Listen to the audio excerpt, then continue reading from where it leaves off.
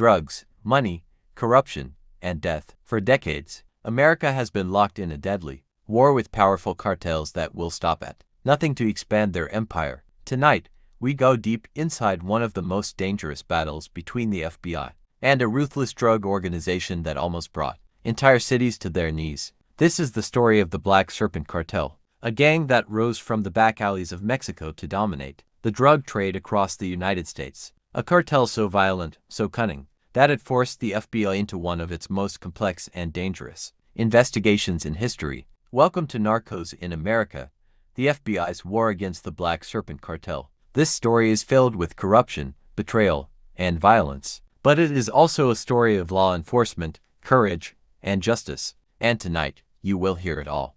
The Black Serpent Cartel began humbly in the early 1990s in the dusty border towns of northern Mexico. And like other cartels that flaunted wealth, the Black Serpent operated quietly, using secrecy as its weapon. Its founder, Rafael Morales, was a former Mexican military officer who turned rogue after being discharged for corruption. Morales understood discipline. He trained his men like soldiers. He taught them strategy, guerrilla tactics, and psychological warfare. Within 5 years, the Black Serpent Cartel controlled major drug corridors stretching from Juarez to Texas. But Morales wasn't just moving drugs, he was building a criminal empire. His cartel bribed border officials, assassinated journalists, and infiltrated local police. Soon, his reach extended deep into American cities, Los Angeles, Chicago, Miami, and even New York. The Black Serpent wasn't loud, it wasn't flashy, but it was deadly. And the FBI was starting to notice. By 2002, the FBI was drowning in cartel-related cases. Street-level arrests didn't matter anymore. For every dealer taken off the streets, 10 more replaced him. But intelligence reports all pointed back to one organization, the Black Serpent Cartel. The FBI's Los Angeles field office launched a joint task force with DEA agents and local law enforcement. They called it Operation Venom Strike. Its mission: infiltrate, disrupt, and dismantle the Black Serpent Cartel. The problem? Nobody knew exactly how deep the cartel's roots went in America. Wiretaps revealed encrypted communications. Undercover agents reported layers of middlemen. Informants turned up dead before they could testify. The FBI knew this wasn't just another cartel. This was something far more dangerous. The Black Serpent didn't just move cocaine and heroin. They owned entire neighborhoods. In East Los Angeles, families lived in fear. The cartel recruited children as lookouts, forcing them to report any police presence.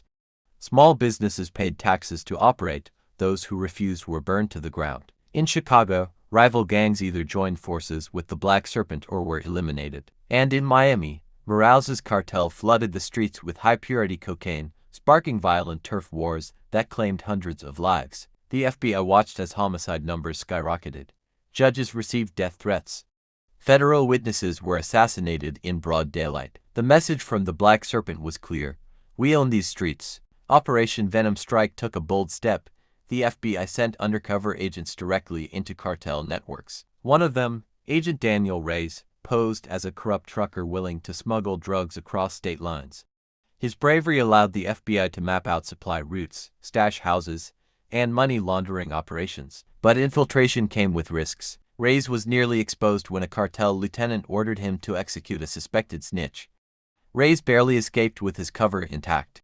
The FBI realized that a single mistake could mean death. Still, the information gathered was invaluable.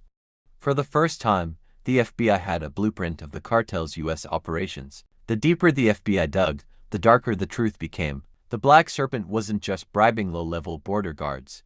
They had connections to politicians, police chiefs, even federal agents. In Texas, a sheriff was caught on wiretap taking monthly payments from cartel leaders.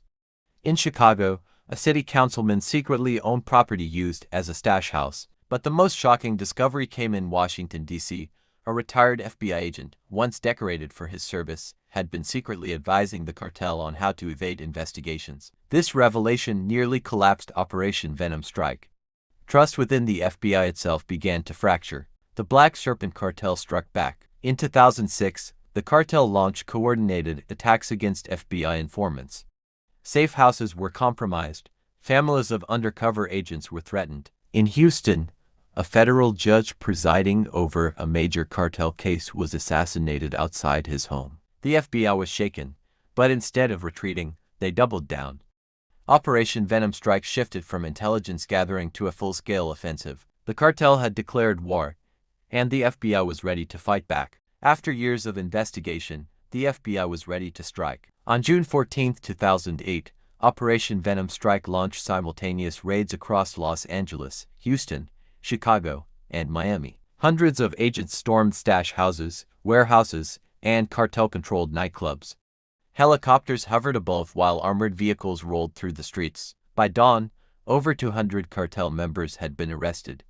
Millions in cash and tons of cocaine were seized. But Rafael Morales, the elusive leader, had escaped. For 2 more years, Morales remained at large, hiding in Mexico under heavy protection.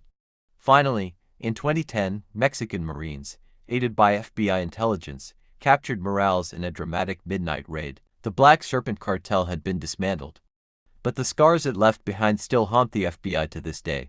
The war against the Black Serpent Cartel was one of the bloodiest, most dangerous operations in FBI history.